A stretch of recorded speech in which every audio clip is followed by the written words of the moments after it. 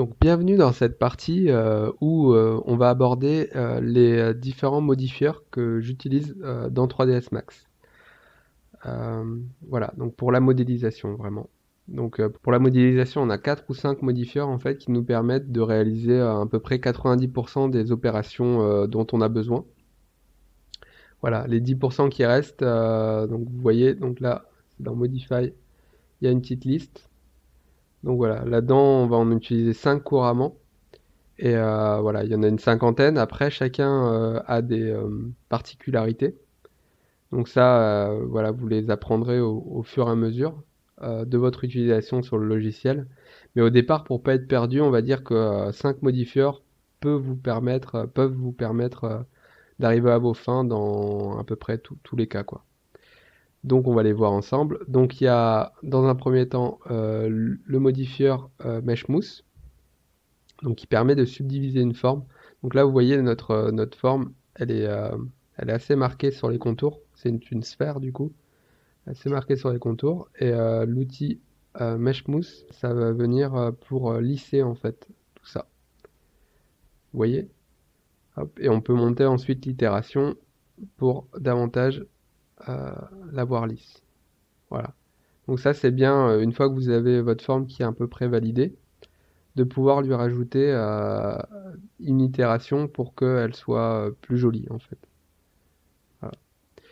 Ensuite, donc on a un autre outil qui est l'outil FFD. Donc l'outil FFD, je l'utilise pas mal aussi pour mes formes. Donc là, il faut subdiviser un peu plus. Donc ça, hop, voilà. On va tout monter à 3 et celui-là à 4. Ok. Donc si on l'applique, FFD, vous voyez, on a FFD 2, 3 ou 4. Ça, c'est le nombre de points de contrôle que vous aurez sur votre box. En gros, FFD 3, si on l'applique,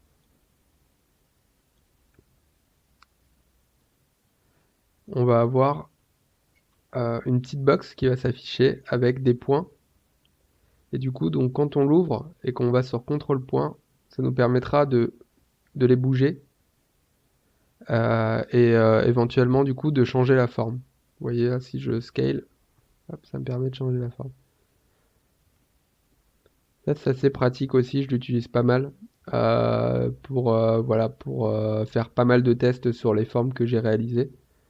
Donc là, par exemple, on veut un cube un peu cartoon, ça peut être intéressant de lui donner une petite forme, voilà, plutôt que d'être juste sur des droites.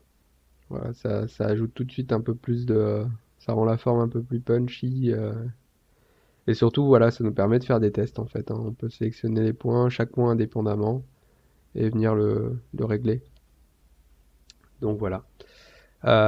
Donc ça, c'est le FFD, donc il est très intéressant à utiliser. Ensuite, on a le shell.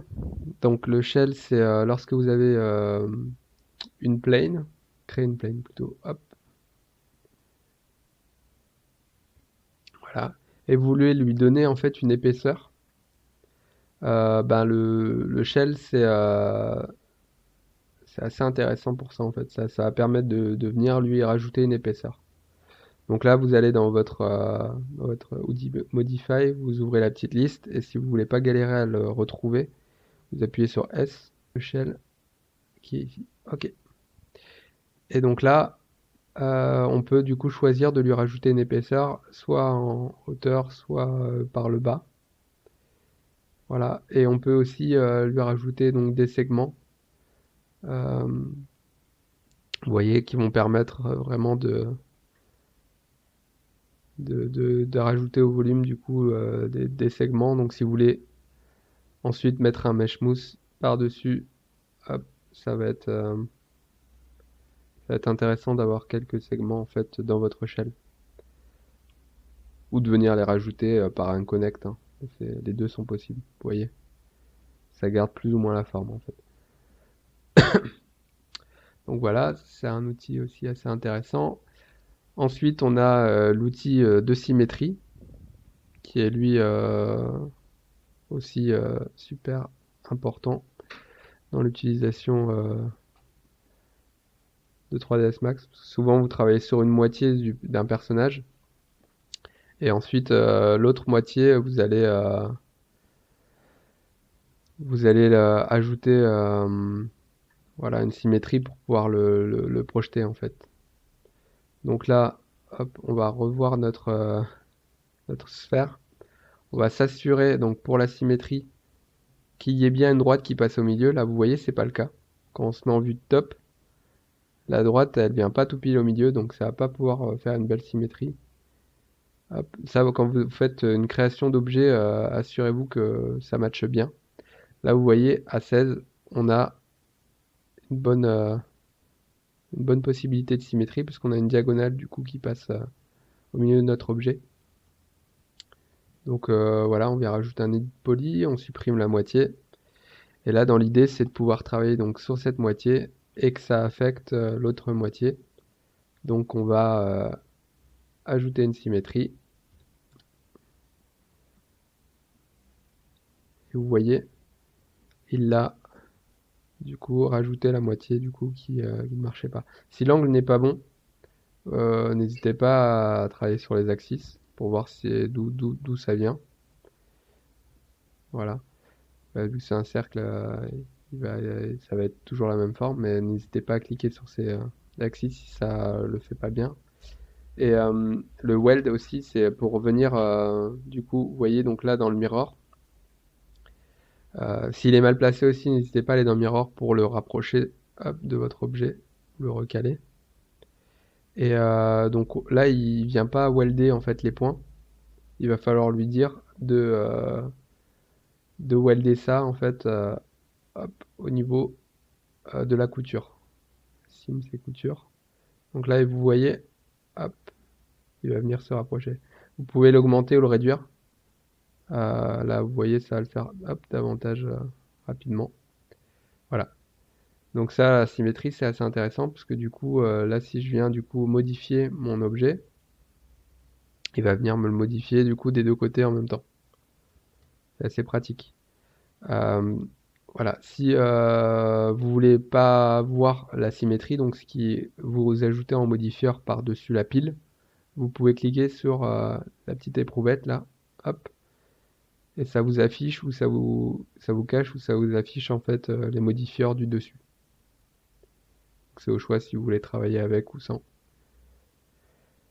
Voilà, donc pour la symétrie, et un dernier, pardon, un dernier modifieur que j'aime utiliser, c'est le bend, qui va venir en fait plier votre objet.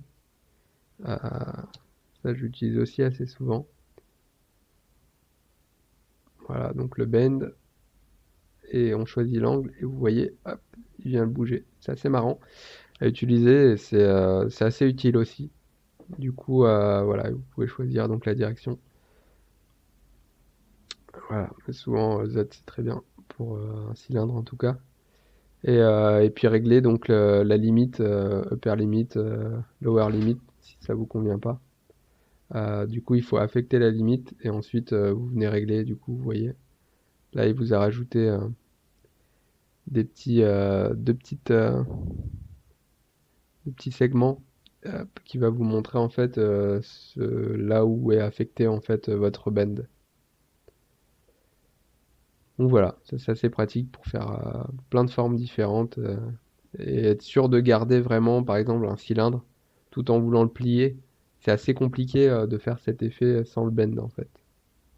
Souvent vous perdez la forme du cylindre. Donc voilà. Voilà pour les outils que j'utilise pour la modélisation, pour les modifieurs dans 3ds Max. Bah, à tout de suite du coup pour la présentation des matériels et de la projection de votre référence sur une plane. À tout de suite.